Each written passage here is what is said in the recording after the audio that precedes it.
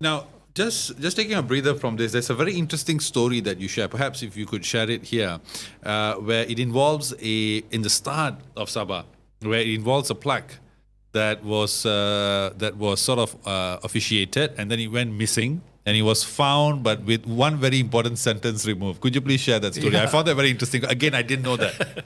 Yeah, this is one part. I always like to share this story. And when the natives of Borneo, Sabah especially, in Keningau interior, Keningau is an interior town, where my wife is from, actually. And my father-in-law was the first member of parliament for Keningau. So this stone has a lot of close connection to me because my wife's hometown.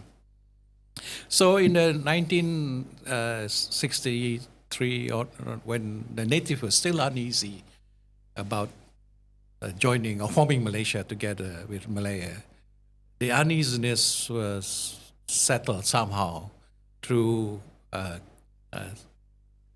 communication, of over drinks or what, and they said, okay, why don't we do this? We make the promises cast in stone, right? So as far as I know, this is the only promises in the world which is Cast in actually stone. cast in stone. So basically, the three items or listed on the stone is one, freedom of religion, respect the customs and culture, and then the land rights belongs to Sabah. It's very simple, all right, very straightforward. It's a summary, what people call the 20 and 18 points, the demands before we join Malaysia, we form Malaysia. So this stone actually has a lot of spiritual significance because the natives themselves chose this stone in this Pengalan River, they called it. They search for it. I mean, you just don't pick any stone, right? Because there has to be some religious significance. They see this stone as being appropriate, so they got a crane, drag it, and put it near the district office.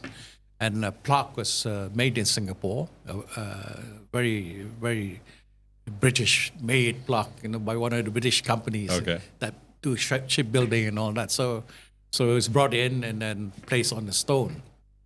So the stone says in the last paragraph is that in return for these promises that the people of Sabah will remain loyal to the federal government, right? So that part was the whole plaque was stolen sometime back. I can't remember the date, and then that part that was etched on the brass plate, the guarantee that they will support federal government in return, was scratched out, right?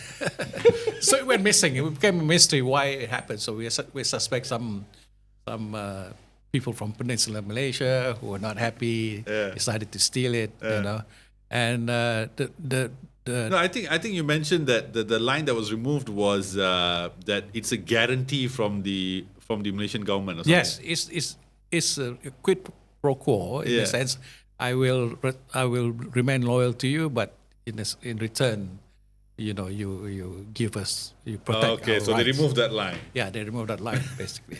So the interesting part is it became, this stone was not official in that sense, but it became official because when Nazri visited, I think in the Pakatan Harapan, when Nazri, who was a tourism minister, visited and Keningau and heard his plight, missing stone, all right, and he gave 2.5 million to find the stone, restore it back to the original place, and Wan Aziza was there. She made a speech also and told the audience the significance of the stone in terms of MA63 and nation building, right? So the first time that the federal government recognized it in the correct context. When it was launched, the Prime Minister Tunku Abdul Rahman was invited, but he sent Tan Sri Manikam Basagam. who was the transport minister at that time.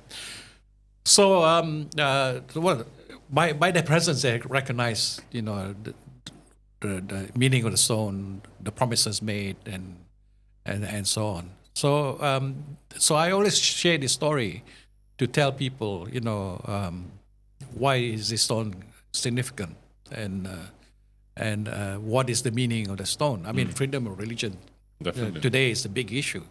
All right. So the natives were way ahead of us, and they knew about how religion can affect the society Yeah. and the well-being of Malaysia. Yeah.